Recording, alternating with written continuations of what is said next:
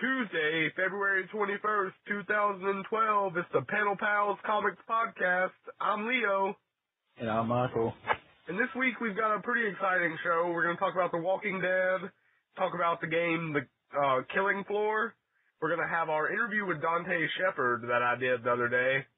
And, Stumbleupon articles, of course.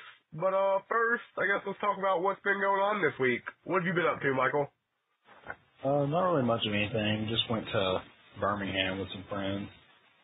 Been playing Killing Floor like every night. We'll talk about that in a minute. Yeah. I mean, it's a pretty fun game. That's about it, really. Oh, yeah? I mean, yeah, I haven't really been doing much either. Had a couple off days. I was sick. Went to work today. Organized water bottles for like 2 hours and rethought all my life decisions. Because, I mean, when you're doing that for so long, you just have so much time to think. And my mind wandered. That sounds terrible. I always hated having to do stuff like that when I worked at a grocery store. Yeah, I mean, it's just the worst thing ever because it's just so mind-numbing and terrible. It's not really engaging. It's more doing the same thing over and over. Yeah, exactly. Exactly. But, let's see. Do we want to go ahead and move on to our interview with Dante Shepherd? Yes, because it's super exciting. Yeah, okay, so, let's see.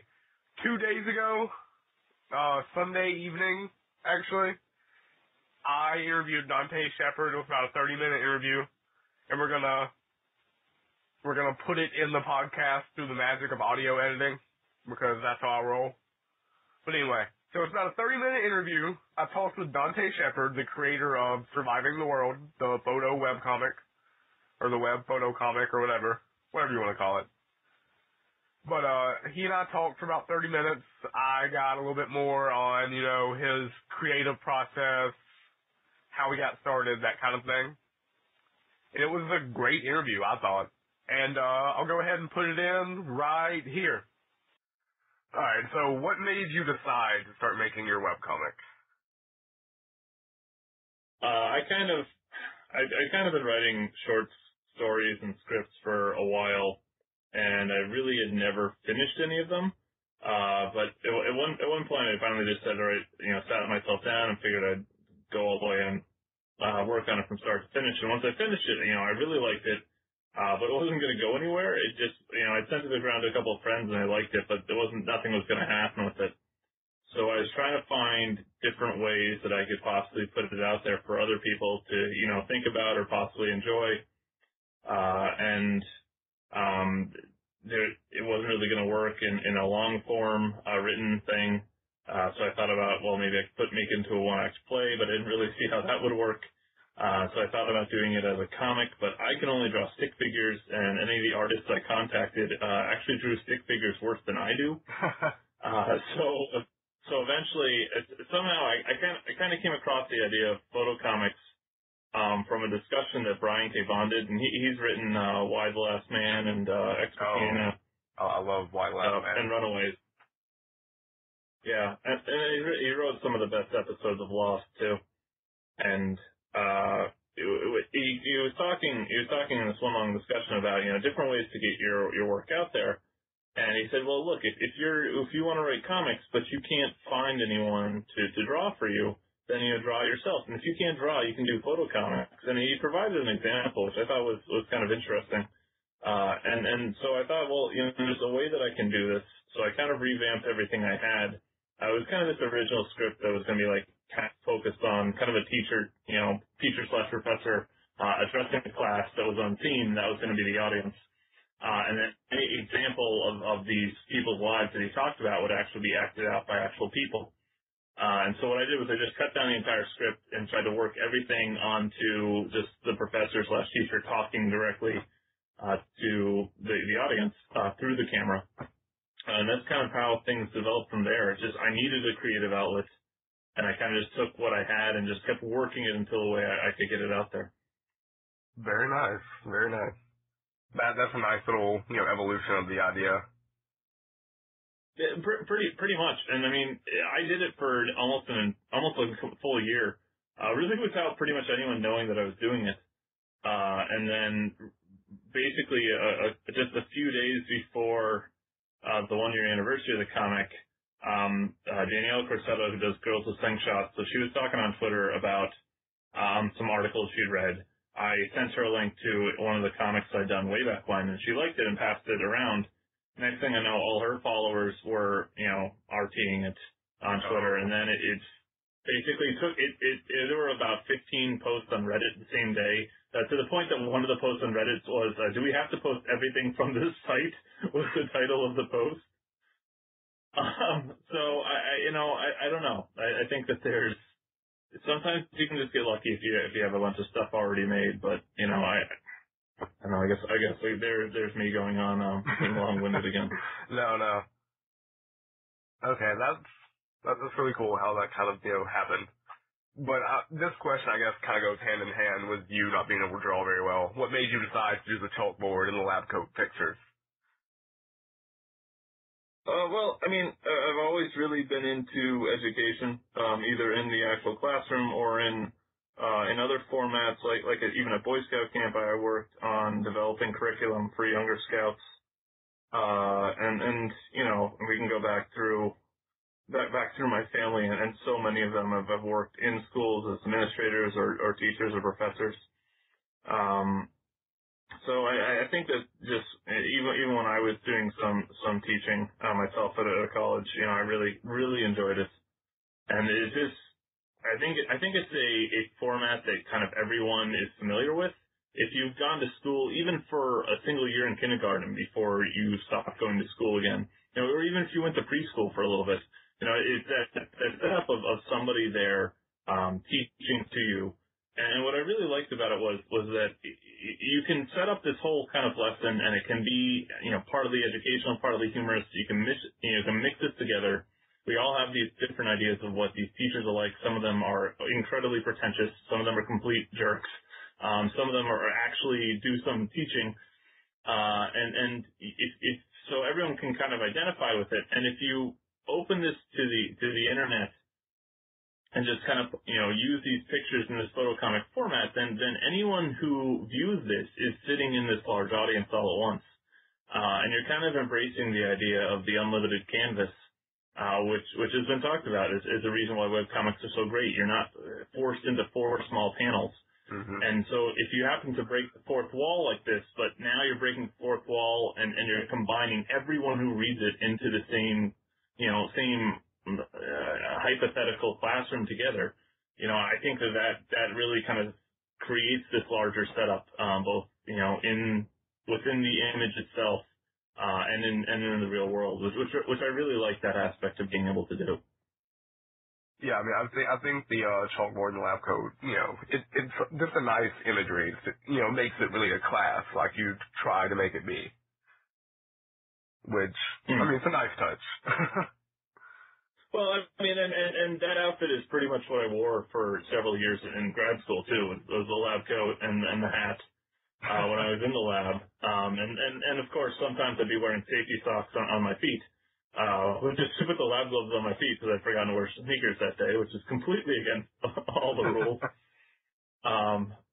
But and there were enough of the college students that I taught would see me in that ensemble. So it just feels like to me that bleeds over really well to a classroom setting, and I think the mixture of it lets people realize that there's somebody who's going to try to educate you, and then when you combine it with the hat, it's somebody who's not taking themselves incredibly seriously at the same time. Okay, yeah. I mean, that makes a lot of sense. The hat does make it a little bit less serious. Yeah. But it's a nice contradiction. It is. I mean, it works, though. I don't think I've ever seen you without your hat on a live stream. Yeah. Well, I take it off every now and then, and just so people will realize that I'm not bald. But I've gotten emails before where people ask me why I Photoshop a goatee onto my chin in every comic, and I'm not that good at Photoshop, so I don't know why people think I do that. And some of the people in the live stream say, "Well, now you're just Photoshopping a hair onto your head as well underneath the hat," which is impressive. It would be a truly impressive feat if I could pull that off. That's some serious green screen technology right there. All right, so where do you get most of your ideas for your comics? Because it seems like you just have an endless supply. I think, really, if you're trying to be creative, your ideas can come from anywhere. It can come from, some conversation you had with a friend. Maybe they had a really great line, and you can work that back in somehow. There's a lot of scientific articles that I have to read as part of my job. So, like there was one recently about a certain spider's sex habits, which once I read it, I was thinking, well, there's certainly a way that I can work this into a format. But I don't know. I think if you read or expose yourself to enough interesting things or interesting people, there's always going to be different topic ideas which will come up, and it may make the creative process incredibly short, so that you can come up with like an entire idea within 10 seconds, or maybe something you have to work at for several hours. But either way, there's always stuff out there for you to work with, and if like in my case, I'm not limited to always dealing with the same characters, so I can work with a lot more that won't seem out of character or won't seem completely ridiculous based on the plot line that's been set up. So I think I've got a little bit more leeway in what I'm able to work with, which is pretty nice and sometimes. Yeah, it's a very free-form comic, so I can understand how you'd have a lot more leeway than some others. But, this is farther down the list, but it's pretty much related to what you just said. Does not relying on your webcomic for your sole income give you a sort of freedom with it? I guess so. I don't know. I don't really make very much off the webcomic at all. Really what I make, I pretty much immediately put back into, trying to make new stuff for fans to use, or really just to keep the site going, in terms of bandwidth and server costs. So, I think, I guess that I am able to really work with whatever I want, and I don't have to censor myself, knowing that something might offend some people. I know I talk a lot about gay rights, and when I do that sometimes, like on Twitter or Facebook, there's one day when I made some comment on the Facebook page, and while it got liked by a bunch of people, that I lost over 100 followers on Facebook that day. Maybe I think it was about 150. And wow. If that's something, if that's something that is really going to upset people, I would think that they would know from the comic that I'm going to touch on things like that every now and then. And I would hope that people wouldn't be that sensitive about that kind of thing. But at the same time, if you want people to keep reading it, you've got to make sure that you're keeping up the quality of it. So I don't know if it completely limits what I'm able to talk about, but I think it's certainly the more people that you have, if you want to even try to keep it sustainable within itself, you've got to make sure that you're keeping up the quality more than anything else. Okay. Which can certainly be really tough sometimes, which is why I may be up for 4 hours just trying to think of an idea. Yeah, you've been doing it close to 4 years now? Yeah, almost. So, you've gone through a lot of ideas by this point. So, it must be hard to come up with new stuff constantly. Yeah, which is part of the reason why I've been getting, where I asked all the readers to help me transcribe the comics so that I could go back through and search for different things to make sure that I hadn't already, made that same joke. Which is, it was as much for people to be able to search for the comics that they want to read, as much for me being able to make sure that I wasn't repeating myself, which I put a really high emphasis on creativity, and trying to come up with everything that is original or creative within my own right. So, once I've made a joke, knowing that I can't make that joke again, that I think provides more pressure than whether or not, everyone is going to like it. Yeah, that's pretty understandable. If it's just a one-shot thing, then you have to make sure you use it to its fullest. Yeah, exactly. Alright, so does it surprise you how strongly people sometimes feel about you in your comic?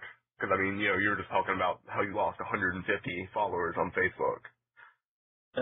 Yeah, and, you know, I really never expected this many people to read at all. You know, after that, during that first year, I kind of thought, all right, there's going to be 200 people at most reading this a day, and that is entirely fine by me. I think for about the first 400 comics, I never even referred to myself as I. I kept referring using we, as it making it seem like other people were using it or were making it, so that way I wouldn't have to worry about fear of failure or you know, really what the cost would be if people didn't like it. So that as many people are just such strong followers and really like it and push it around to other people, it's truly unbelievable, and I cannot be more grateful to the people who like it so much. And I, you know, it blows my mind that they seem to know some of these jokes better than I do at this point. So what do your wife and family think of the comic?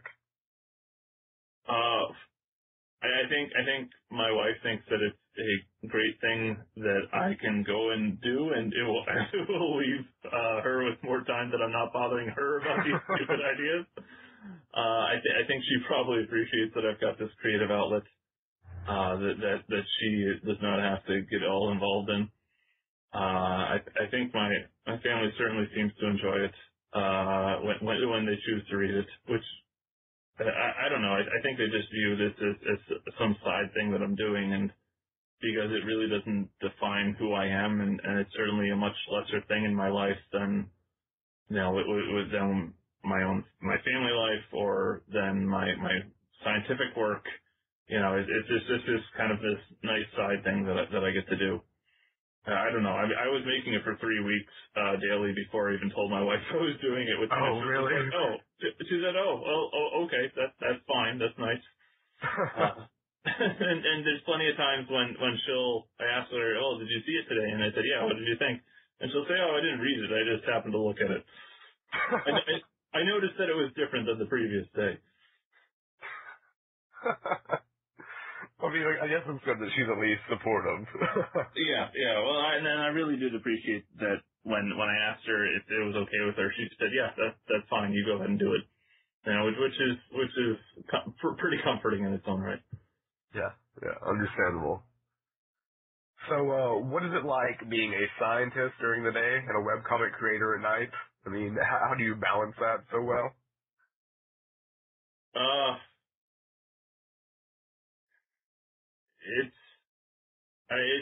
It's nice in some ways because it can really be like flipping the switch in your head, where you're not just thinking in terms of math and science and this, you know, very analytical thinking all day long. Then you get to completely, you know, switch around and look at things from a creative viewpoint. It was kind of, in some ways it was kind of like learning a foreign language when I was doing that during college and trying to learn German, and then running over to the engineering building and getting the rest of my degree, getting my actual degree. It was really pretty difficult for me to pick up German sometimes, just because it was just entirely so different.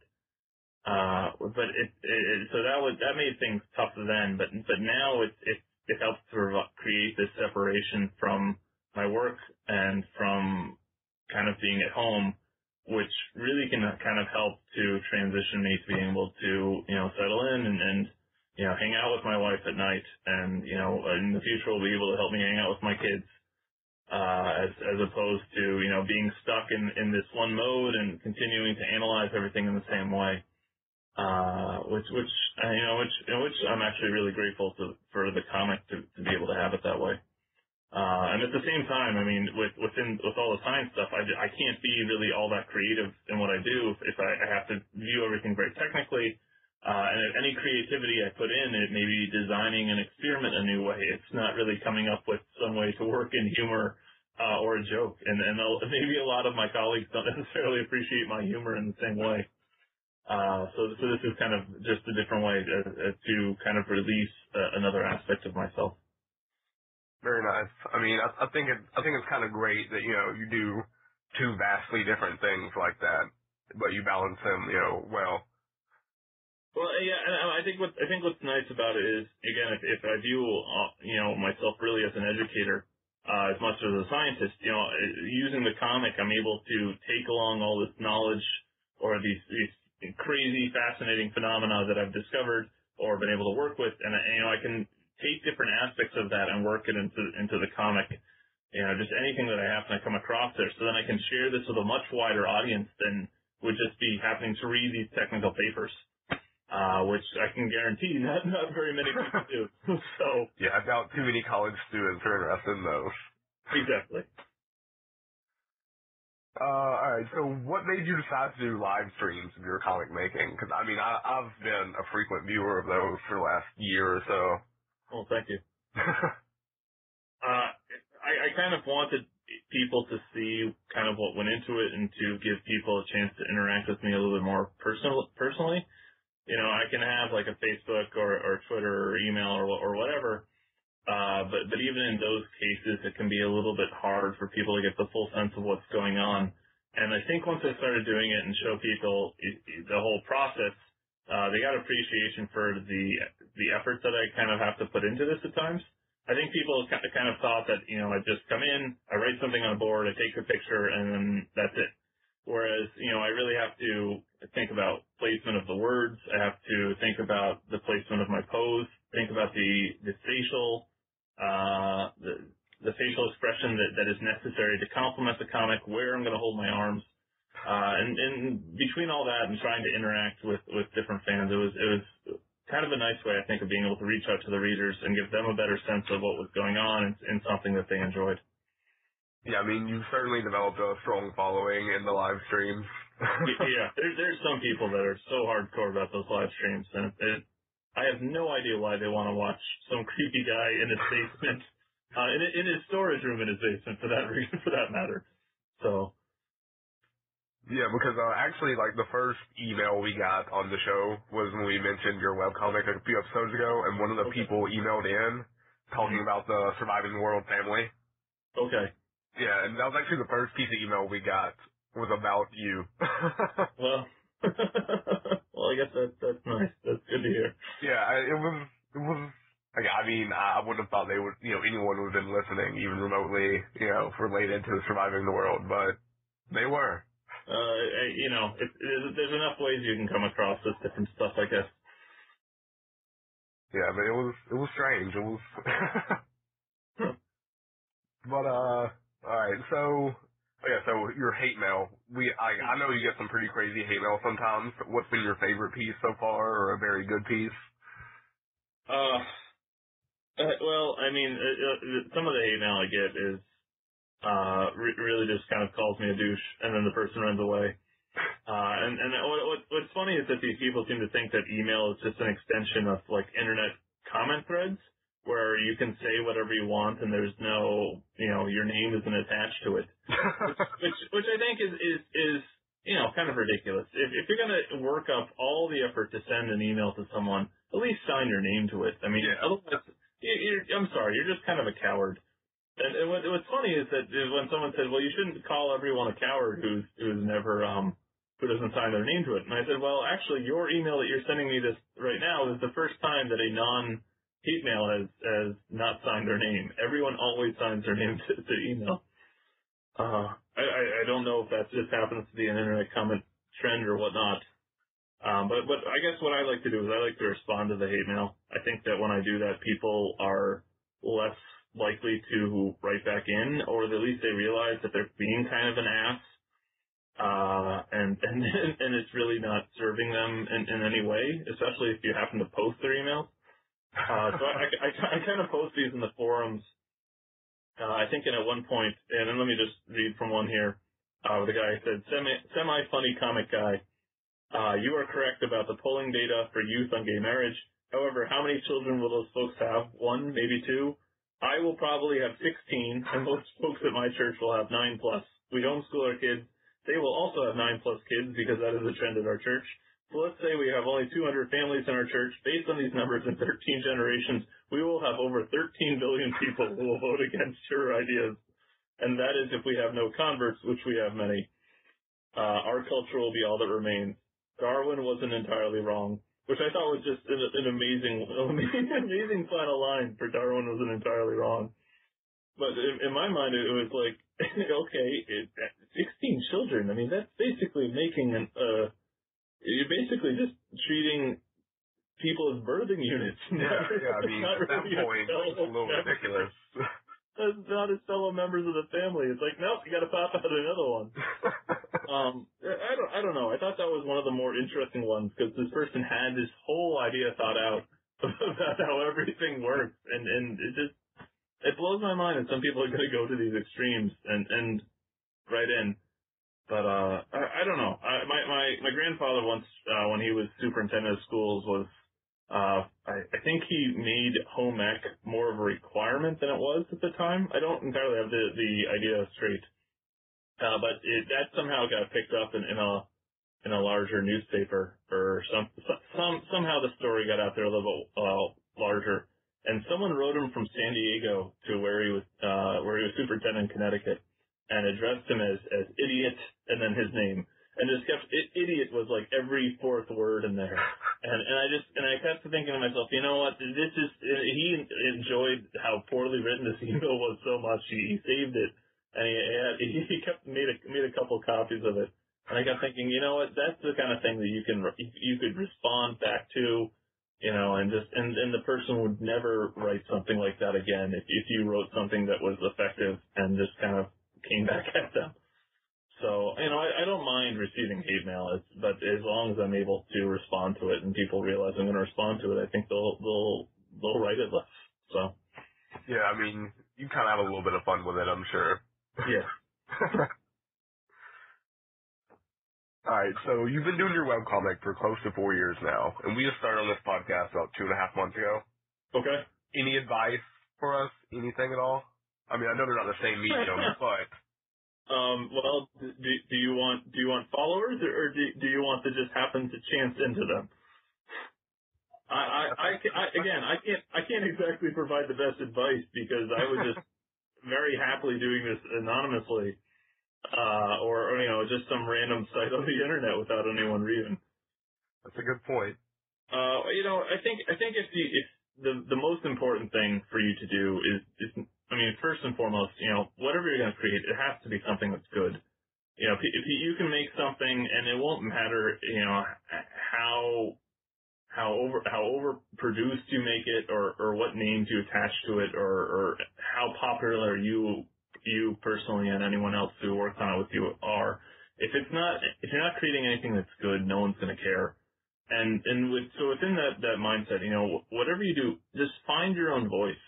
You know, make sure that it's something that is going to be unique or different or creative in some regard, and then people will stick around once they hear it. If it sounds like something that people, or sounds like, or reads like, or looks like, whatever medium we're talking about, if it's something that people have seen before, that may provide some attachment to it. But if it's too similar, no one's going to care, and it'll just be like everything else. So just kind of find a unique voice that you guys can work with. And who knows, maybe you'll be able to gain a lot more people to listen, and we'll stick around for a long time. Good advice. Good advice. All right, so I'm a frequent live stream viewer, like I've already said, and you know all about the Raptor impressions. All right. What made you start doing those? I mean, I met a kid in college my freshman year, and he did this Raptor impression, which I thought was just terrific, and I really loved it. And when I went home that summer, I taught it to my sisters, and we would chase the cat around the house, making this Raptor noise. And I mean, it's a lot of fun to mix the walk in there. And then that guy never, he transferred, so we never saw him again. So I kind of felt the need to kind of take up make sure that this Raptor voice stuck around as long as possible, just as something that we'd all enjoyed. And then now I keep trying to introduce it to everyone else I meet too.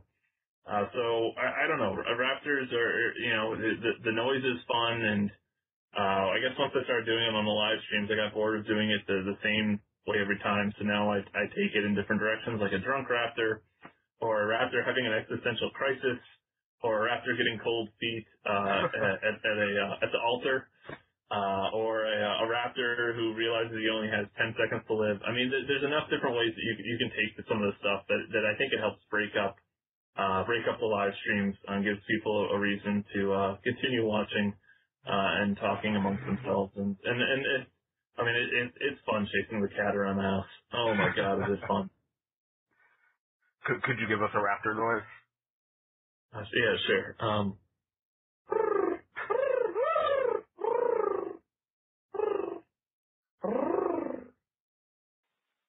So, what did you think about the interview, Michael? It was a really good interview, actually. He pretty much knew exactly what to say. He had everything well organized. Not that I'm judging his interviewing skills. Actually, apparently all those answers were completely off the cuff. That's really impressive. I was thinking, all Leo did was just ask him these questions, and he just went on, and they were all really good answers. Yeah. I couldn't do that. I know. Because, like, he and I talked a little bit before we got into the interview, and I was like, so, you got pretty much what you're going to say? And he kind of laughed, and he's like, well, not really. I mean, he's like, I haven't looked at him in a while. And he's like, let me look over him real quick. That's probably what impressed me the most about it, because that's something I really wish I could do. Yeah, I mean, it was a good interview. Like, it gave us a good kind of insight into, why he does it. Another thing about it, I can't remember exactly which question you asked him. I think it was like, how did you get started, and he was like talking about how he needed a creative outlet, and how he just kept trying, and eventually took off. Like that makes me just want to do something with my free time and see what all it does. So, yeah, I mean, he said he did it for like a year before anything really happened. That's crazy. When it happened, it sure did happen. Yeah, I mean, now he has, thousands of people that read his thing. Yeah, that's really inspiring, so. Yeah, I mean, I think it was a great interview. He was a great guy to interview as well. It was a lot of fun. He sounds like a really cool guy. Yeah, I mean, he's a scientist and a webcomic creator. Come on. What more could you want in a person? Exactly. But, and he gave us a raptor noise. I couldn't help but ask, because I watched the live streams and he does raptor impersonations. I had to ask him to do it. Of course. Yeah, you'll eventually get to watch a live stream, don't worry.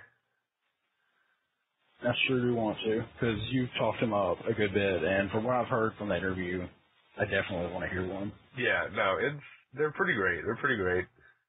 But, yeah. It was a great interview. Really appreciated it. I mean, he was like the first on my list of people that I would want to interview. So I'm glad I got to. And, speaking of interviews, Jason Brubaker, the guy who does Remind, which we'll be talking about in this show, I emailed him like last week, and I emailed him some questions, and he's supposed to answer them. He hasn't yet because he's busy, obviously, making a graphic novel and working on animation and everything in movies. He's a pretty busy guy, yeah. So hopefully he'll get back to me by the next show, because that'd be nice to include, But if not, we'll see what we do. Something will happen, hopefully. But, yeah, so Jason Brubaker hopefully will, help us out a little bit. But until then, Dante Shepherd was a great interview. It was very nice. Do you want to go ahead or no? Oh yeah. So Stitcher, we still got that going on. Go download Stitcher. You can listen to us, you can listen to other podcasts, you can listen to a bunch of stuff. Use the promo code PanelPals, because that's how you heard about it, because I hope you heard about it from us. and Yeah, it'll help us out. Don't finish signing up until you put in that promo code. Yeah. It'll give us $1. We need that $1. Michael has his lunch money stolen from him every single day. He needs those dollars. It's true. I don't eat enough. I weigh 140 pounds. Yeah. A 20-year-old man should not weigh that much. But anyway, so go to Stitcher, use the promo code PanelPals, all one word. Let's see. We're still working with the Real Comic guys. I actually used Google Translate to read one of the Spanish language reviews that they post up, because I'm dumb and didn't think about it before. And pretty good reviews. I like them, even though they're in Spanish. But or they're not all in Spanish. Just that one guy's is in Spanish. But yeah, so comic reviews, comic news, that kind of stuff. Go check it out. realcomicguys.tumblr.com. Let's see. We've been working with them for like a month now, huh? Yeah, about a month. Something like that. It's been pretty cool so far. I'm sure they've given us some traffic, I'm sure. Every second of being with them is a joy. Yeah, it is. So, do we want to go ahead and talk about our game of the week, Michael? Killing Floor. Yes, Killing Floor. Because we look for games that are on sale. Yes, we do. And this turned out to be a really good one, actually. Let's see. Should we talk about the good things first, and then like the problems? Let's give a little brief overview first. Okay. So, correct me if I'm wrong at any point, Michael. So basically, you are like an elite team of British soldiers, I believe. The game is very British. Yeah, it is. Like everybody speaks in a British accent. But you're an elite team of British soldiers, and you're in the country, and you're killing these like genetic experiments gone wrong, essentially. And there's like different kinds of monsters that look like people, kinda, and they all they have like different kind of attacks, and they're different sizes and that kind of thing. It's like a combination of Left 4 Dead and Nazi zombies from the Call of Duty series. Yeah, because the what do they call them in the game? I don't know if they call them.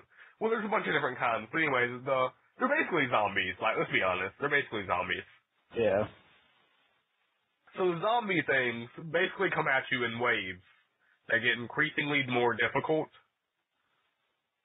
and you have to kill them all because that's how the game works. Because you're supposed to kill things. Duh. But anyway, so you and your buddies are killing the zombie things, and wave after wave of them, and you're in different maps. Different monsters are attacking you, that kind of thing. It's pretty fun though. I mean, we've been looking for like a good multiplayer game. It's a good, cheap one. Yeah, it was like $3.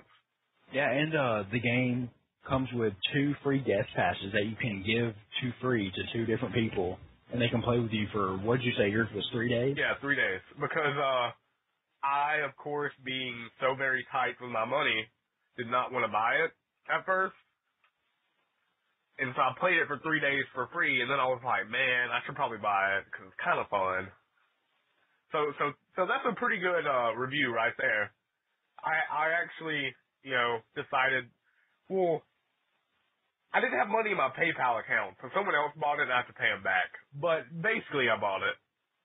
If Leo buys a game, you know it's worth it. Yeah, because I don't buy anything at all. I just wait till birthdays and Christmas roll around, and that's when I get all my clothes. I mean, I don't buy anything ever, except for food. But anyway, so it's a pretty cool game. It's a shooter. It's kind of like Nazi zombies, like Michael said. But so what do you think were some of the good parts about it, Michael?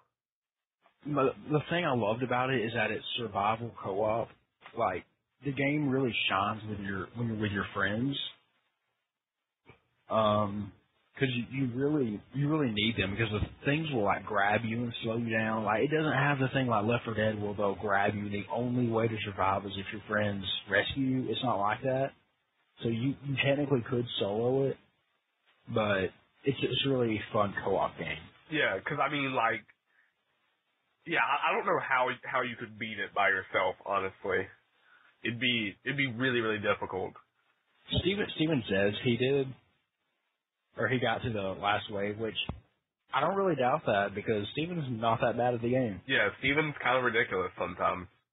But it's a really fun game to play with your friends, and they really push that with the guest passes. Yeah, I mean, it's a lot of fun, you know, because, like, me, Michael, Steven, and our friend Luke were playing, along with, like, one of Luke's friends at one point.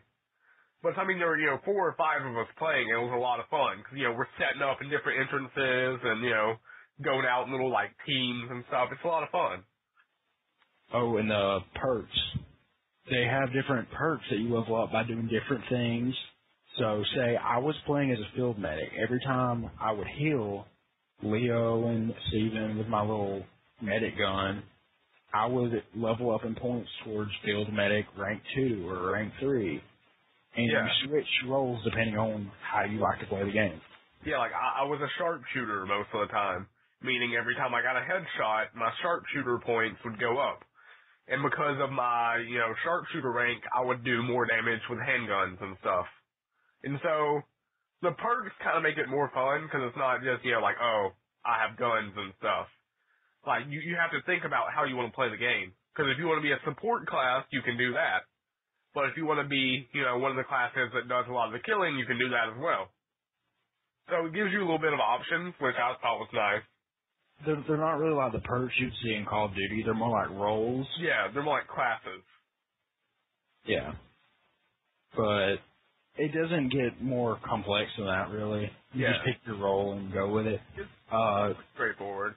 Oh, bullet time. That's a really cool thing. Yeah, just randomly. I don't know when it does it or how it does it, but just like randomly it'll slow down for like 3 or 5 seconds, something like that. It's a really short amount of time, but it's still enough time to like pop a couple headshots that you can normally get. Yeah. Everything will just slow down and you're, you know, moving in bullet time like in the Matrix. And so you're just pow. Reloading. Bullet time. So you get to see yourself reload really slowly. Super slow motion. It looks really cool. Yeah. It only happens when you're playing with a bunch of people though, because it slows it down for everybody. Yeah. What sucks though is when like we were having the worst issues with Michael's server crashing. Oh, that happened. We were playing. So much. Yeah, it happened like 10 times a night. I had blue screen of death with this game so much. I think I fixed it when I went into Steam and did the verify game cache files or something. I guess I just had a bad download, so it's not really something to worry about if you want to get it. It was just a mess up on my end, I guess.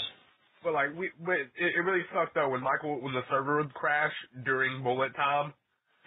So we all thought we were still playing because we didn't know the server had crashed yet. And so I'm just like, oh, like, why do I have bullet time for 30 seconds? Like, what's going on? Why is no one dying? Like, what's happening? I don't know. But yeah, hopefully that's fixed. Hopefully. Completely separate issue from the blue screen of death thing, which restarts your whole computer. That is fixed. But the game sometimes will just crash for no apparent reason. This has happened to me and Luke and Steven. Yeah, I mean, it might just be a bug they need to fix. Yeah. The game's a little bit buggy. We would have problems where you couldn't select your perk unless you exit out of the game and restart it. Or hosts couldn't join, or people couldn't join certain hosts, or... Yeah, it is a little bit buggy. I mean, hey, $3. It's worth it. It's definitely worth it. Yeah, it's worth it because I mean the bugs don't happen often enough to really affect the overall play of the game. Mhm. I mean, it might be like 1 in every 10 or 20 games that you just messing up on. So it's not anything to worry about, but it's a lot of fun. But definitely play with friends. Oh, and there's a ton of maps and there's a whole bunch of different maps you can get. And I think you can edit your own maps, can't you? I haven't really tried it. Oh, I don't know. I think there's a way that you can do that, though. You might want to look that up for yourself, though. That'd be really cool. I need to look into that. Yeah, definitely. And in between waves, you have this opportunity to locate a trader, and you can buy some guns or body armor. Yeah, that's a really nice touch. But you got to be quick or you won't make it. So yeah, because you have like a minute to make it like halfway across the map to the trader and buy your guns, and then go back to where you want to defend.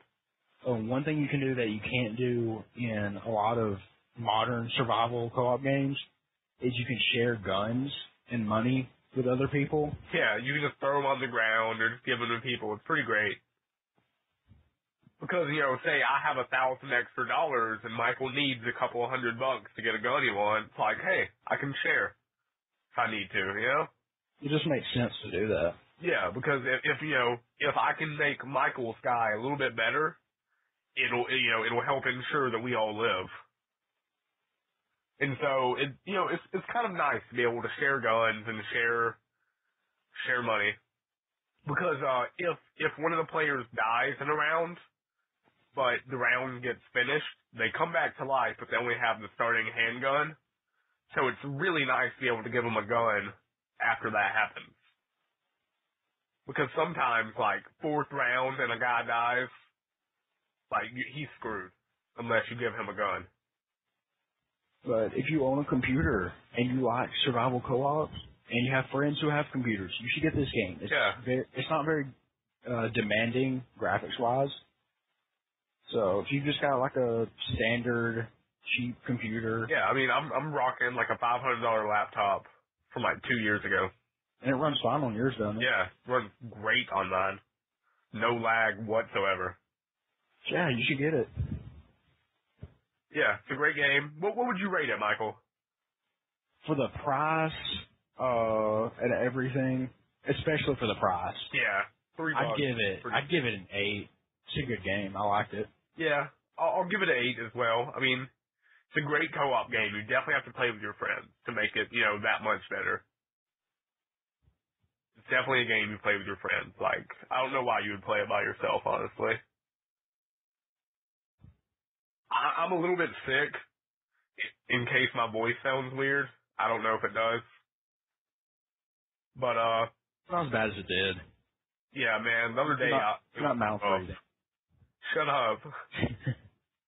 Yeah, I felt like Darth Vader the other day while we were playing. That's what Luke said. We'd be killing them, and all of a sudden we hear... And Luke was like, you saw Darth Vader. Yeah. It was hilarious. I had like a sinus infection or something. I don't know what was going on. But yeah, it was pretty rough. But yeah, Killing Floor. If you own a computer and you have friends that own computers, buy it, like Michael said. So, do we want to move on to the Stumbleupon segment, Michael? Let's move on. Alright, Stumbleupon segment it is.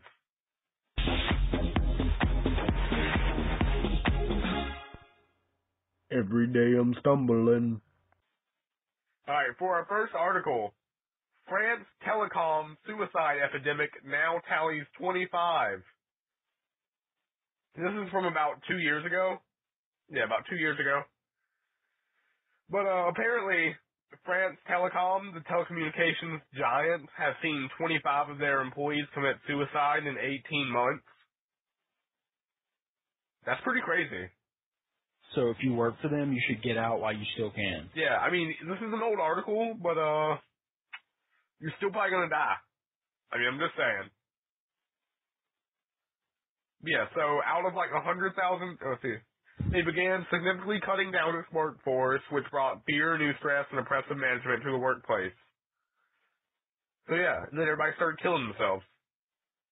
That's terrible. Yeah. That's crazy. Do they just have really bad employee benefits, or? I think it's just because like they were firing a lot of people and they were implementing new like management stuff. Mm-hmm.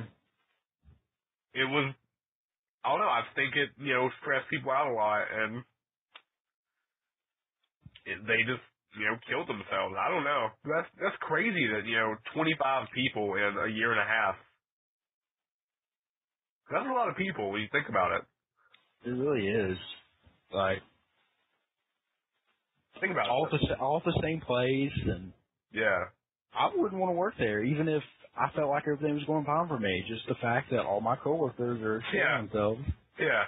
Yeah. If all my buddies were killing themselves, I'd get out of that so fast. Yeah. No. F that job. F that job so hard. Yeah. I don't know. I'd go be on Deadliest Catch before I would that. No, Deadliest Catch. That'd be crazy. I couldn't do that. Yeah. No. It'd be too cold up there. That's the only thing. Or the biggest thing to me. I hate the cold. Yeah. 70 degrees is cold to me. Yeah, in middle school, Michael wore a vest every day for a long time. I was freezing and I did not care what I looked like. Like, it'd be like May. And May in Alabama is like 90 degrees. But no, Michael was rocking a vest every single day. It wasn't 9 degrees in the school. Yeah, I know, but it'd be like 75 degrees in the school. I was cold. Alright, let's move on to our next article. Man stricken eating heart attack grill burger. So basically, there's this place called the Heart Attack Grill, and they have triple bypass burgers, which sounds delicious, honestly. But anyway, a man had a heart attack after eating a triple bypass burger. Well, it says, let's see, eatery owner Joe Basso tells some Fox channel he thought it was a joke when a waitress told him a customer eating a triple bypass burger was sweating and shaking. And then they wheeled him out on a stretcher. So the man had a heart attack while eating a giant hamburger. Think about that, America. Think about it. well, I mean, obviously it wasn't that particular hamburger that caused it. No, but it's just hilarious. It kind of is in a terrible, sick, dark kind of way. Because he had a heart attack at the Heart Attack Grill. It's hilarious. He probably did laugh about it. Like, he didn't die, right? So we could laugh about it. No, he's still alive. He's recuperating right now, apparently. Okay, it's okay to laugh, everyone. Yeah. I laugh. See, it's okay. But yeah. Oh, apparently this place offers free meals to people that weigh more than 350 pounds. Oh, What the heck? I've heard about this place before. I think I saw it on, like, something on Food Network, because my dad watches that. Why are they encouraging obesity? I don't understand. That's pretty terrible, but I guess they can do whatever they want. It's their place. America is so dumb. They should be feeding people like me. Yeah, they should be giving you triple bypass burgers. I would gladly eat them. I do not eat like a skinny person. Have you seen the picture of that burger? Yeah, I think it's huge. Yeah, it's like the size of my head. I have a big head. It looks wonderful. And I would. Oh yeah, no, I would. Oh, I would destroy that so hard. Because Michael knows this, but most people don't, or people listening may not. But like, I can eat some food. Like, if it's not a buffet, then I don't think it's worth my time going out to eat. Because the buffet is the only way I'm gonna get my fill. You know. Yeah. I can eat some food. That hamburger looks delicious. But yeah, so he had a heart attack at the Heart Attack Grill. It's kind of funny, and America is retarded. Those are the take-home messages from that story. Alright, so next article. Since 1997, a man has been digging out his basement using only RC scale model construction equipment. A Canadian man named Joe has been digging out the basement of his house using nothing but RC model construction equipment. For the last 15 years, he's been digging his basement with little RC tractors and a rock crusher. And why? He really doesn't have a reason. Like, he really doesn't give a reason. He just said it's been a great hobby thus far. That's really all he gives. That's cool and all, but that sounds so boring. But think about this. For the last 15 years, he's been digging a basement with just tiny little RC cars. And they still work? Apparently. But, like, he basically, he only moves an average rate of 8 or 9 cubic feet of earth each year. That is like a glacial pace. That is ridiculous. Oh, it actually says the pace has been glacial. Go article. You and I are on the same page. Literally. Yeah. Shut up. That was a good one. Okay, but it says, every morning he drives his little excavator on its transport truck down to the basement, unloads it, and then uses it to dig out the basement walls. He then uses the excavators to load RC trucks, and they work their way up a spiral ramp to the basement window, where the soil gets dumped outside. Then, once the dirt is outside, he uses bulldozers to consolidate the piles of excavated dirt. He has a freaking system better than most construction companies. Yeah, he has a 53-page thread about him over at the 4x4rc.org forums. The man is like a celebrity, apparently, in the RC world. Celebrity, yeah. I can think of a couple other things. Yeah, crazy person.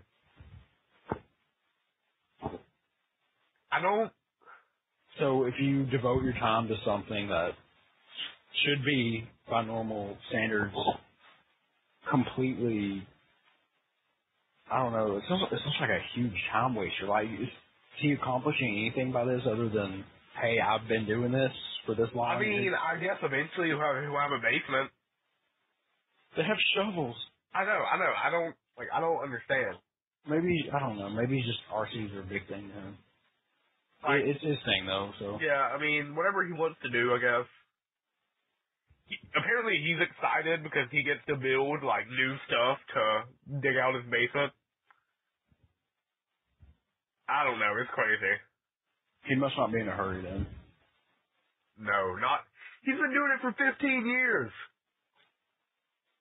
Like, Michael, 15 years ago, we were like in kindergarten. Think about that.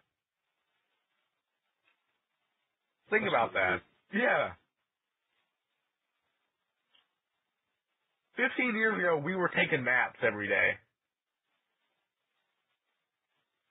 I hated them back then, but I would give anything for them now. I was a large little kid, and my mat was too short for my body. And so every day when I took a nap, my feet would hang off the edge of my mat because I was too tall. It was sad because I couldn't find a mat that was long enough for me. The only time I ever got sent to the principal office of school happened in nap time. Some kid threw a sock at me, so I threw it back, and I got sent to the principal's office. That's that, man. I wouldn't put up with that. I was too terrified of the teacher to tell her what really happened, though. That's true. You're terrified of everyone. Yeah. All right, so do we want to move on to our last article, Michael? Let's do it. All right, the last article. Australian Aborigines are the world's first astronomers. So apparently they've done a study and they have uncovered signs that Australian Aborigines may have been the world's first stargazers, predating Stonehenge and Egypt's pyramids by thousands of years. It says, let's see, widespread and detailed knowledge of the stars has been passed down through generations by the Aborigines. Let's see. Clearly, let's see. He is confident that the Aborigines predated European stargazers. Let's see. We've established there is all this astronomy, but what I don't know is how far back it goes. If it goes back 10,000 or 20,000 years, that makes Aborigines the world's first astronomers. Think about that. Like, they think. See, like that kind of stuff is crazy to me. That like 10,000 years ago, they were like looking up at the stars and they knew all about this stuff that was going on in the sky. Mm-hmm. But like now with all this technology, we don't know anything about it at all. Like, what do you know about the stars, Michael? Honestly, not all that much. Exactly. I know like 3 constellations. They could tell from the stars when they needed to go to the river and hunt fish and stuff. Like, Honestly, I don't really find this all that hard to believe. Just because, like, if I were back then, if I lived back then, what else are you going to do?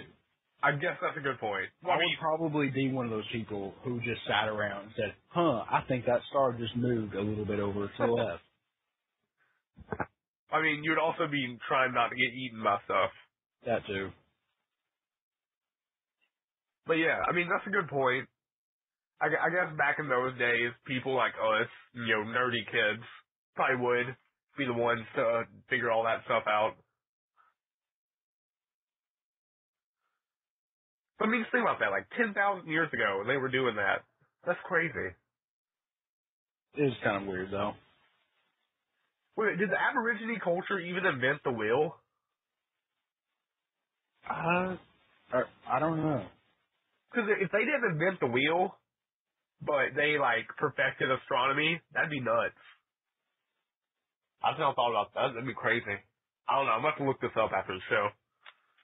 Well, how deep into astronomy were they? Like, did they map what their own constellations, or did they track the movements during the seasons, or what? Like, the way the article explains it, like, basically they used it, they could tell by, like, which constellations were where, when they needed to go to certain places to, like, hunt, and when they needed to go gather stuff, and that kind of stuff.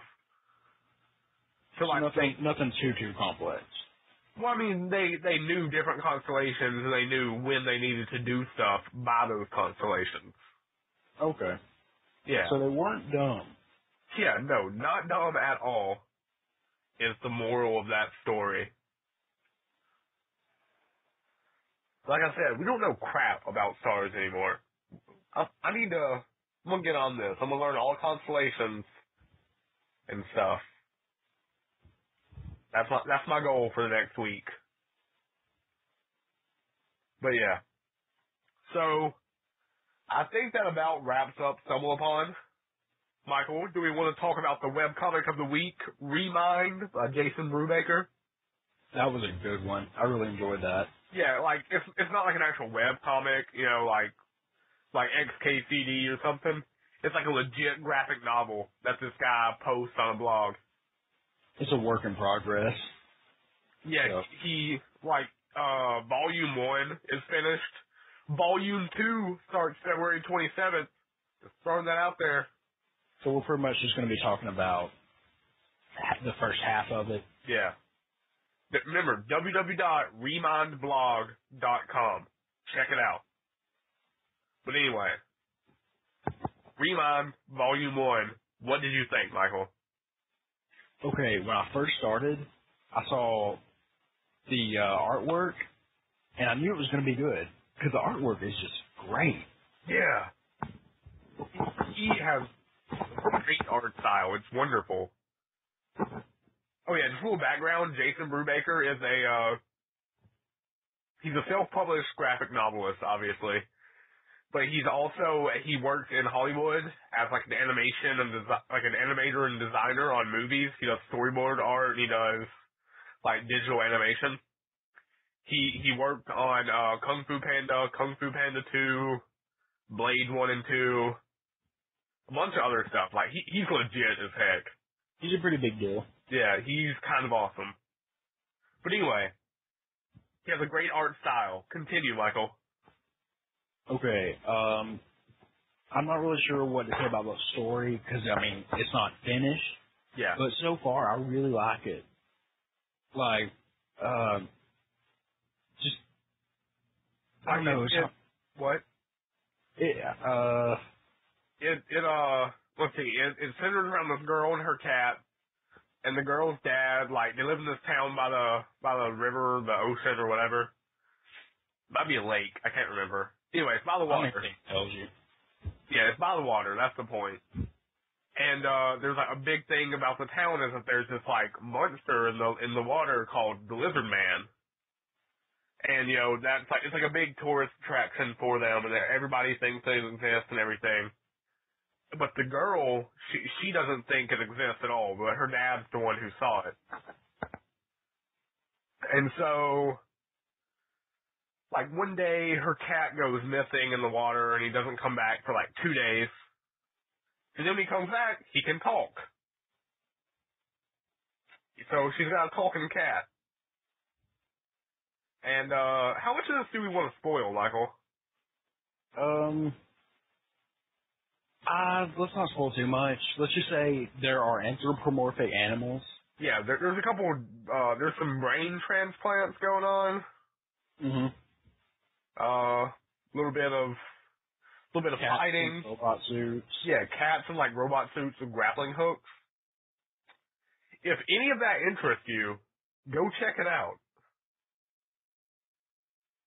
It's like the perfect blend of great story and comical and yeah, like it's a great story. It's got good writing, great artwork, like wonderful, amazing artwork, and like it's not too serious. It's not too funny. It's not too anything. It's just the right amount of everything. I look forward to the second half of it. Yeah, I'm definitely going to keep up with the second half. Because my brother is the one that showed me Rewind. And just like Michael, like I looked at the first page and I was like, the artwork is awesome. I love this already. But the characters are I really like the characters. Yeah, I mean he does such a great job with it. I mean, well, he didn't go too deep into the characters, but he tells you enough that you like each character and that you're really invested in them. Yeah, I mean, he definitely makes it worthwhile to read. I mean, it's a great comic. I honestly couldn't go on enough about it, and I really hope he emails me back and answers my questions because that would be awesome. But, he's a busy man. I understand if he doesn't. But, I just love it so much. But, it's a great comic. Remindblog.com. Volume 1 is, complete. Volume 2 starts on the 27th of this month. You can actually buy the book. Yeah, you can, he has a, bound volume of Volume 1 for, $20 or something, 25. I think. Yeah. So, I mean, if you like it, you can read it for free on the website. That's what I did. But if you like it and you want to support him and his, work, go, buy it. I mean, nothing wrong with that at all. Yeah, it's pretty great. I would buy it if I had it for $25. Word. I would too. But, definitely go check it out. It's a great comic. What would you rate it, Michael? But because even though we normally don't rate webcomics, this really isn't a webcomic, you know? Mm-hmm. What would you rate it? It's near perfect to me. It really is. I'm gonna rate it up there with my favorite comic so far, even though it's short. Like I read it all in about an hour and a half. Yeah, it's 120-ish pages right now. It's only halfway done. So yeah. So far it's near perfect. I'm gonna give it a 9. I'll have to go with a 9 as well, because like you said, it's near perfect. It really is. It's great artwork, great story, great characterization. He just does it so well. I don't know why. They should be paying that man to make comics, honestly. Jason Brubaker is awesome. They should be paying him to make comics. But, alright, so Michael, you want to talk about our comic of the week, The Walking Dead? This is my favorite comic ever. Yes. This is the one that got me into them. This is Michael's first comic. First comic ever, The Walking Dead. We had to save it for a special show because this is episode 10. It's kind of like our anniversary. You know, so we had to save a special comic for a special show. We've been talking about this show since episode 1. Yeah, like, I've had this planned out since before we even recorded the first episode. That is 10 weeks ago. Yeah, that is back in December. Think about that. But yeah, so The Walking Dead, created by Robert Kirkman. It's an Image comic, I believe, if I'm not mistaken. But, okay. Pretty much everyone should know the story of The Walking Dead by now. You know? I was one of those people who saw the show, or my mom and stepdad bought the season 1 DVDs. We watched them. I'm like, okay, I really like this. This is great. Then it was over. And then Leo told me it was a graphic novel. I didn't know such a thing existed. And I read it, and I loved it. Yeah, so much of the show. I gave Michael... We're going to get into that. Yeah, I gave Michael, like 70 issues of it, and kind of let you go. Yes. No, I did not stop. Yeah. But, yeah, so... It's... Okay, so basic story is, zombie apocalypse happened. You know, oh snap. But the main character, Rick Grimes, he's a police officer. He gets shot in the first comic, goes into a coma. He's left in the hospital. He wakes up. Everybody's turned into a zombie. So he goes to find his wife and son. You know, he finds them. Stuff happens, and it progresses from there. People die. People get turned into zombies. They find new people. Many people die. Yeah. One thing that you can definitely say is Robert Kirkman is not afraid to kill someone. Even main characters. Yeah, especially main characters. Like if they're, I think he said in one of the letters to the editor or whatever, what they're called. Yeah. That everyone in The Walking Dead is going to die at some point. Like no one lives forever, I believe, is what he said. Yeah, I mean, I kind of hope the series ends with just like an all-out, like, zombie horde attack. That's kind of how I hope it ends, honestly. And the thing about it that's kind of refreshing, I guess, for a zombie story, it's not about zombies. Yeah, like, the zombies really are, like, nothing more than just a minor conflict. Like, it's more about the people and their interactions and their relationships and their inner turmoil, you know? That's one thing I have to say the show did get right. Yes. The show does do that very well, I think. It does kind of capture that, like, they're fighting with their inner self, basically. Because let's be honest, if you had to live in a world overrun by zombies, you'd be freaking out too. You would freak out too. You get to see what people turn into when there's no one to tell them what to do. Yeah. All kinds of different kinds of people. Like, it's just... Characters are wonderful. Yeah, the characterization, oh my gosh. He has this habit of getting this really great character that you just really like, and then he kills them. Like, I don't understand how Kirkman can make characters like that are that well fleshed out, but there's like 20 of them, you know? And then just kill them like they're nothing. Yeah. I mean, it's... Michael and I could gush about this all night. We really could. It's so wonderful. Yeah. And Michael, who's your favorite character in the comic? I have a few of them, but the top one is definitely Carl. Yeah, Carl is a boss, dude. He's nothing like the Carl in the show. Yeah, okay. Like, throughout this discussion, we're going to make parallels to the show. Like, in the show, Carl's a whiny little kid. In the comic, Carl is a zombie-slaying, like, beast. He has a body count that would just smother the TV show Carl. Yeah, TV show Carl hasn't killed anyone yet. by what, like the 10th issue, Carl's already killed someone, hasn't he? Yeah. Yeah. It's very early. Yeah, like Carl is a boss. Carl, you don't want to mess with Carl in the comic at all. I mean, just like Rick in the comic, like Rick in the show is also pretty BA. I mean, Rick in the show, like I just watched the most recent 2 episodes yesterday. Rick in the show is pretty cool. They capture that pretty well. His just straight up ruthlessness when it comes to, protecting his family. Because I should probably also point out, I've only seen season 1, but I've read every one of the comics up to date. But I cannot wait for the next one to come out. Oh, dude, next week.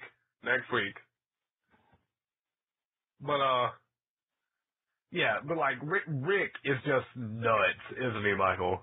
He is insane, and that is the best thing about it. Yeah, like he loses a hand.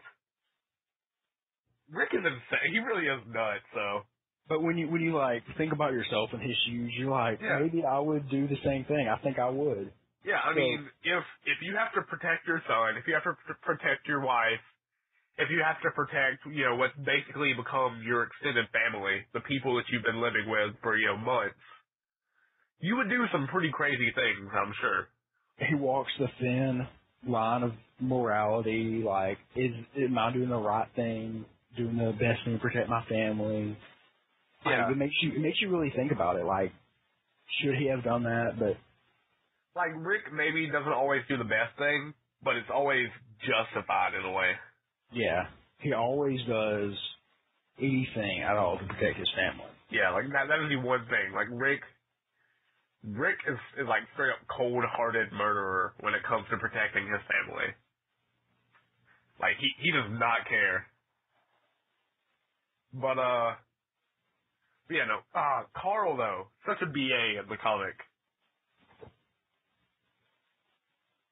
Show Carl is a punk. And I was sad when certain things happened in the show that didn't play out comic. Yeah.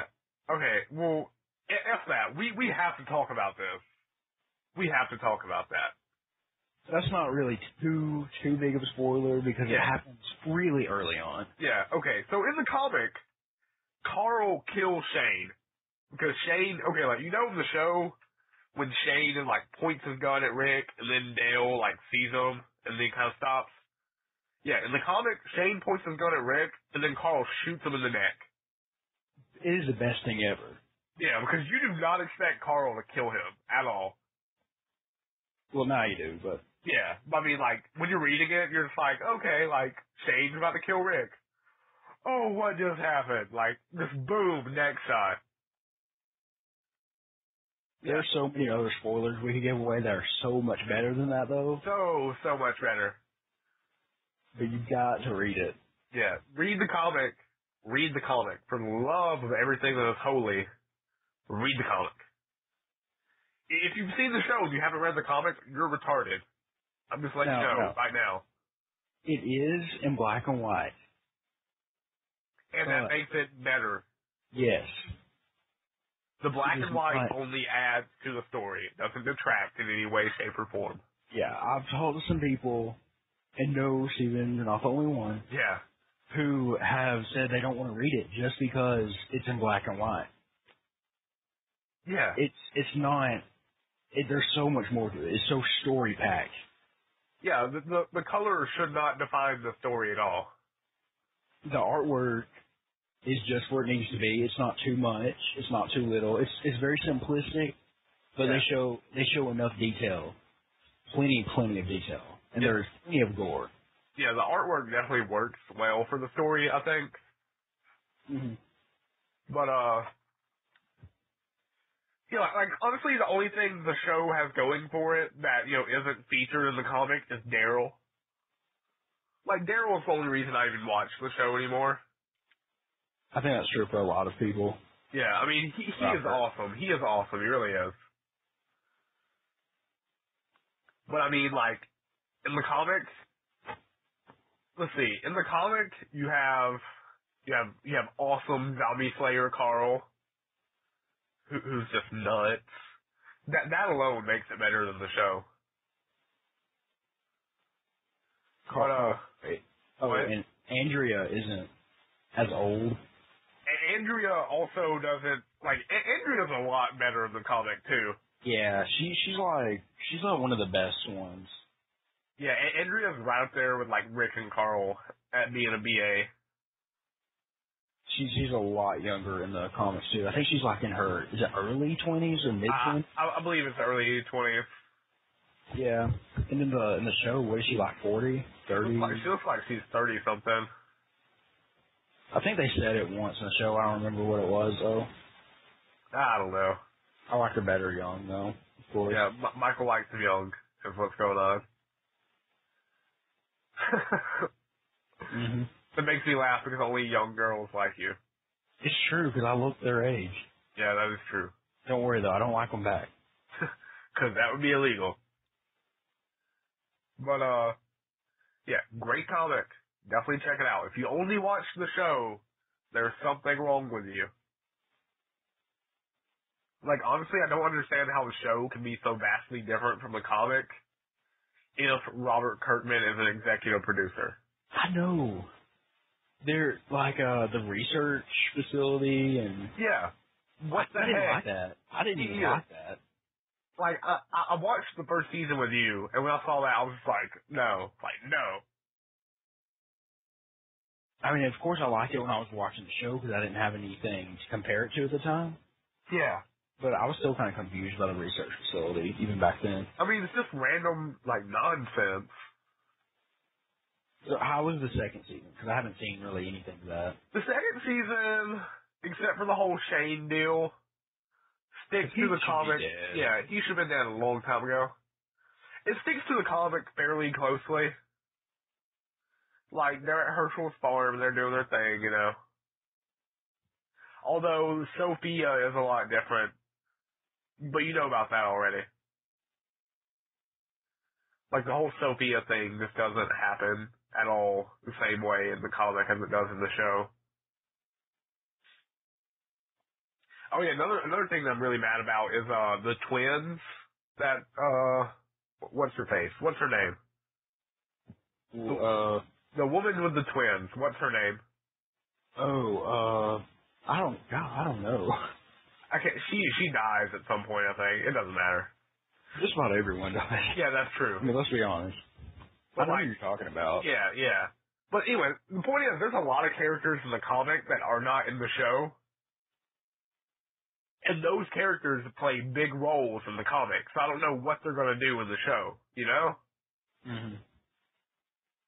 There are like two sets of twins that are not in the show, that are in the comic. And in the comic, a couple of big things happen with those two sets of twins. But, I mean, like, the comic is just amazing, and the show is still pretty good in its own right, but it's nowhere near the comic at all. You can tell they're going to leave out a bunch of the darker moments in the comic. Yeah. Or in the show from the comic, I should say. Yeah, because the comic, some of that stuff is pretty crazy.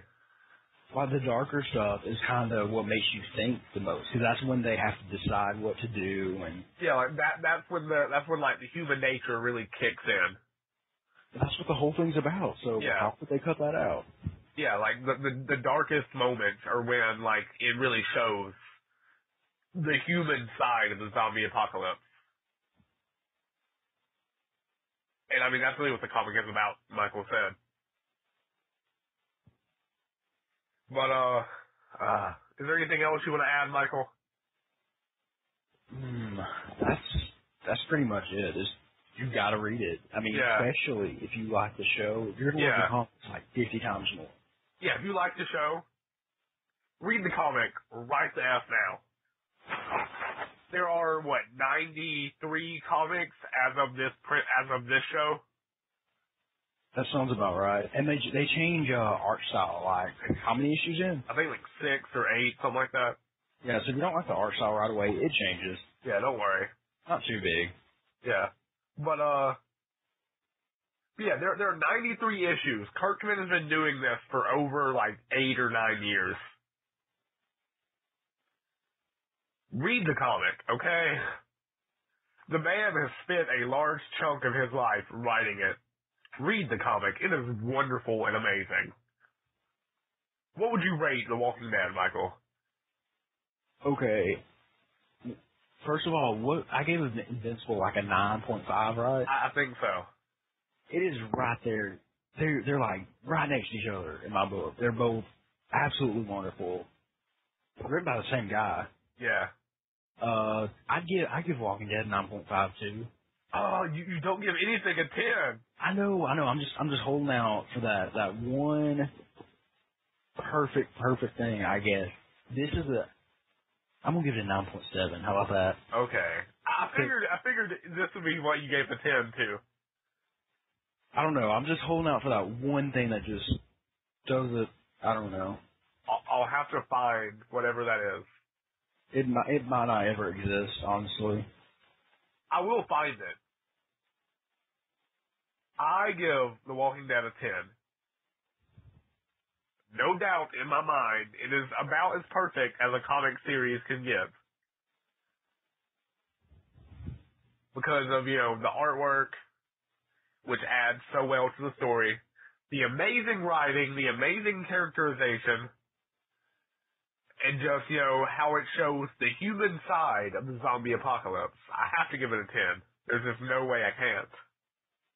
I think the only reason I'm not giving it a 10 just yet is because it's gotten a little bit slow. It has gotten slow. That is true. I'm sure they're going somewhere with it because you can tell there's a bunch of plot points. Yeah, there's a lot of stuff going on in the most recent issues. That's not the only thing though. Like maybe like 10 issues, 5 to 10 issues ago, I would have given it like a perfect 10. Yeah. They're going somewhere though, so more than likely I'll bump that up to a 10. We'll have to revisit it. Yeah, we'll revisit that. Yeah. Yeah, so, The Walking Dead, Michael gave it a 9.7? 9.7. 9.7 and a 10. So, pretty freaking good comic. Go buy it. Go check it out. Go rent it from the library. Whatever you have to do, go read The Walking Dead. Please. Go read it. Alright, so Michael, I think that's more or less it for our main talking points. Is there anything we want to mention before we leave? Well, we should probably apologize because we promised that a girl would be on the yeah. Yeah, we did promise that we would have a girl on this show. But I don't know what happened to Lauren. I don't know. She did not reply to my text messages or my Skype message. She's always busy with her life. Yeah, I know. She has a life. She's a very busy girl. She really is, though. So, I mean, maybe another time. Who knows? But next week, it is Ladies' Night. Maybe we can get her on for that. Maybe. That could be interesting. We'll have to see. But yeah, so next week we're gonna have Michael's friend Morgan on.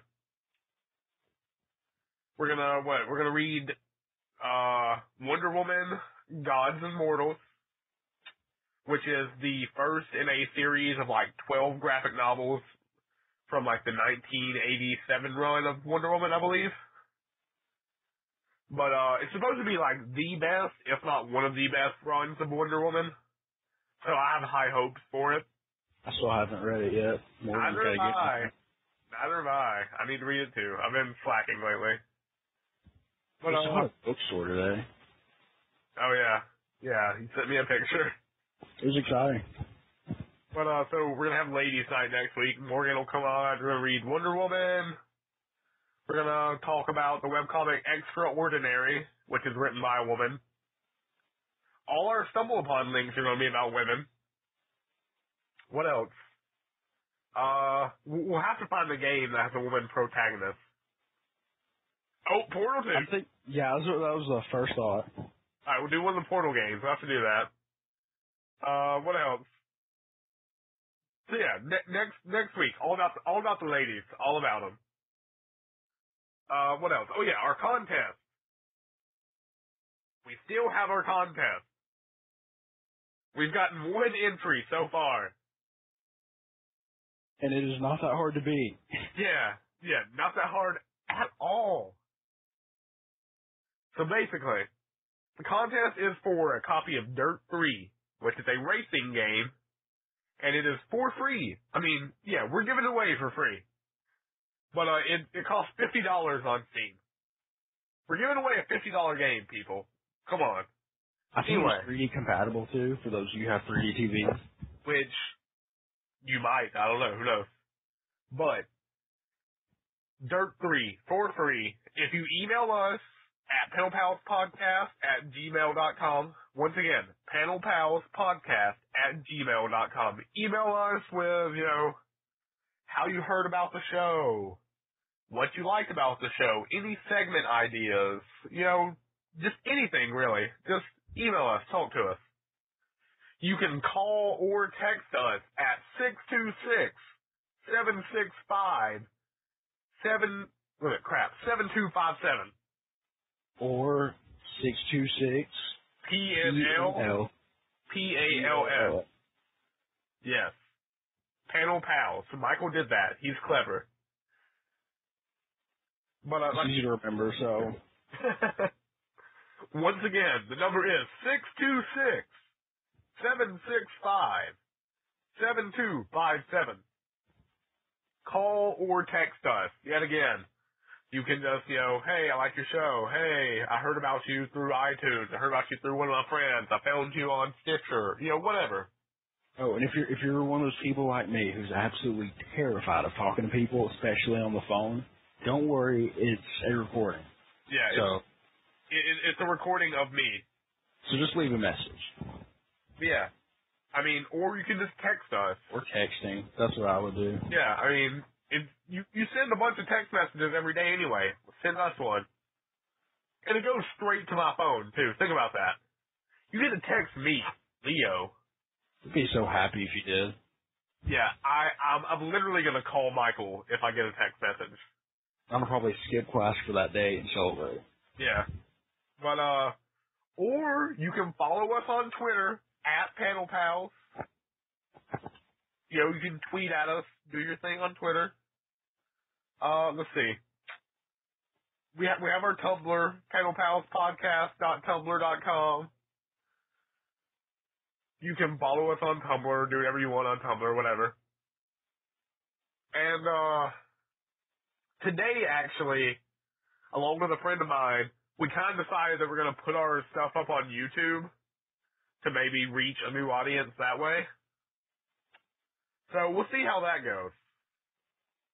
That could help, I think. Or just be soul crushing, because YouTube commenters. Yeah, dude, I'll comment back. It'll be fun. It will be. I can't look at it. I know you can't. Michael makes me read all the emails. I let him filter out only let him tell me the good things. The other day we got our first email for the contest, and Michael was like, Leo, we have an email. Go read it. Like, I can't. I don't take criticism well. But yeah, so email us, call us, text us, tweet at us, do whatever you gotta do. Let's see, is there anything else we need to talk about, Michael? Sounds like we pretty much got it covered. Yeah, sounds like it. So, let's see, next week is Ladies' Night, like I already said. That should be a lot of fun. It's going to be all about the ladies. I think that's about it. So, thanks for listening, people. It's been good. Episode 10. We made it. Go us. It's one of the biggest accomplishments in my life so far. I know. I honestly didn't think we would make it this far, to be honest. So I figured we'd just give up after a while. But hey. We usually don't keep our projects going that long. No, we really don't. And that's all this is. It's just another project for me and Michael. Although, this is a lot of fun. Yeah, I have a folder on my desktop labeled projects where I just put a bunch of ideas that we're going to do someday. Yeah, one day. One day I will make a hovercraft. I want to help with that so bad. He's not joking, by the way. He has blueprints. I have blueprints, like real talk. I have blueprints. But anyway. Yeah, so episode 10. We made it this far. I hope we have many more episodes to come. It should be a lot of fun, huh, Michael? Yep. It's going to be the best. Yeah, pretty much. But, alright, so I guess that's it for this show. Thanks for listening, people. We appreciate it. You know, get in touch with us. We want to hear you. We want to talk to you. We want to talk to our listeners. So, people, thank you for listening. It's been fun. Episode 10, what up? Thank you, people. I'm Leo. I'm Michael. And that's it for us this week.